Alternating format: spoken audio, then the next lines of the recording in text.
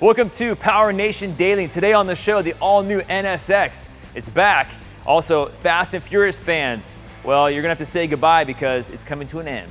The Tesla is expected to hit double the mileage by the year 2017, and a guy sets fire to himself trying to kill a spider. It's also top 5 fastest fails, so you better buckle up and hold on tight. This is Power Nation Daily, where we keep you on the edge of your seat in automotive news, and it all starts right now.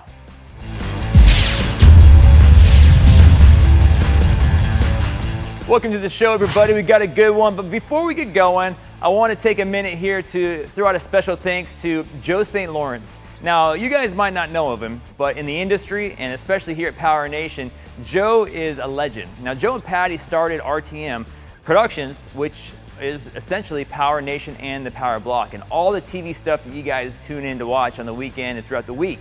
Every show that you see has Joe St. Lawrence behind it. He is a visionary. He's a creator, and he's an awesome guy. And it was his last week this week as he's finally retiring. But what a ride, and we just want to say thank you, Joe, for all that you do, man. Best of luck, and we'll see you soon, I'm sure.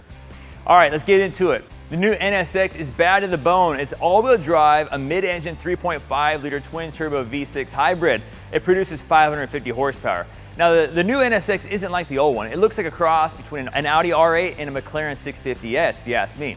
The car is noticeably wider. It's also very aggressive in character. The rear tires that wrap around the 20-inch wheels measure 295. That got my attention. Now, from an aerodynamic standpoint, the NSX is designed for high-speed excellence. Every body panel on this car takes stability into consideration. The chassis uses a space frame design construction of aluminum, ultra-high-strength steel, and advanced metals like carbon fiber for the floor. The new NSX is a legitimate supercar ready for the track. Now, here are some P&D performance statistics. The engine, 3.5-liter twin-turbo hybrid V6 that produces 550 horsepower. The transmission's an all-wheel drive, 9-speed dual-clutch automatic. The curb weight is 3,700 pounds, 0 to 60 in 2.8 seconds, a quarter-mile time of 10.8, a top speed of 190 miles per hour, and a base price of $150,000. If you got the money and you got the time, this might be the car for you. Dominic Toretto, or as you know, Vin Diesel, recently came out on Facebook with a post telling fans of the Fast and Furious movies that they will finally end the franchise with a trilogy. In a quote to fans, Vin Diesel said, "Universal has been so good to me and so trusting of the vision. They've been like family. I promised the studio I would deliver one last trilogy to end the saga." Of course, the Fast and Furious franchise has been very profitable for Universal. Furious 7 alone earned the company $1.5 billion worldwide. Furious 8 is scheduled for release on April 14th, 2017. There is no timeline for the following movies. Now, what would you like to see in the final 3 movies? Are there any outstanding storylines that you'd like to see resolved? Any guest stars that you're hoping to see? Let us know what you think and what you want to see in the comments. Elon Musk, let's face it, no matter how you feel about Tesla or electric cars, this guy is always pushing the envelope. Whether it's Tesla's insane mode, the ludicrous mode, the Falcon doors in the Model X, or even that crazy Hyperloop tube thing that he stirred up, going for it is definitely part of his DNA. And you gotta respect that, and you gotta appreciate his idea on making things work. Well, Tesla isn't satisfied with an electric car that gets 300 miles per charge. Recently, Musk said in an interview on a Danish television show that by 2017, Tesla cars will go 600 plus miles per charge. He went further by saying that he expects a range of 745 miles by the year 2020. So what's next for Tesla? I'll tell you what's immediately next. It's called the Model 3 sedan, and it's expected to be an affordable car that costs about $35,000. They're going to be taking pre-orders in March of 2016 with a release date in 2017. Which begs the question, will the Model 3 have a range of 600 plus miles? Only time will tell, but what do you think?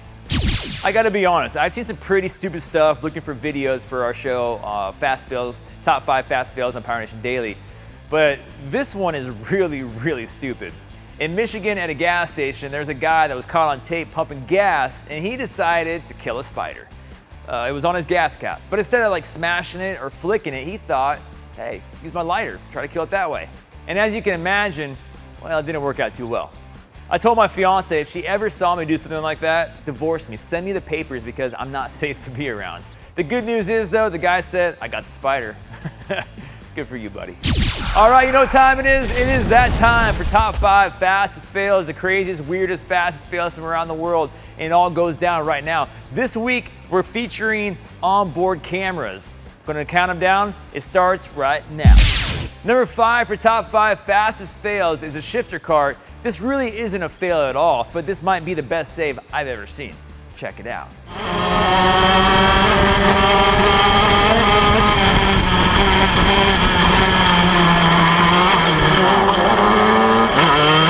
Number 4 for top 5 fastest fails are some longboarders going for a little cruise on their longboard and the GoPro, and they weren't expecting to, well, to see this.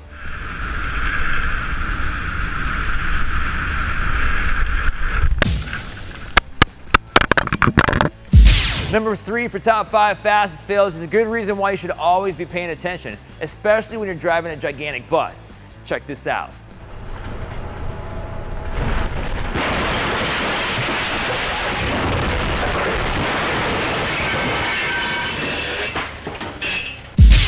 Number 2 for top 5 fastest fails is a kid cruising in the desert like he's in Gran Turismo. Unfortunately, one thing does exist in real life that also exists in the game: understeer.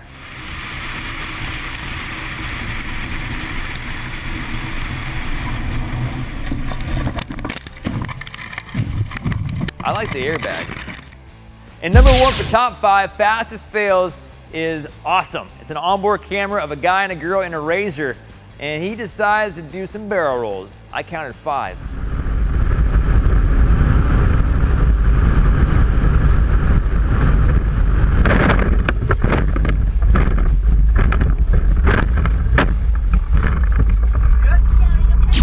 Well, thanks for watching the show, everybody. For feedback, be sure to leave a comment. For more Power Nation Daily, check out PowerNationTV.com, all right?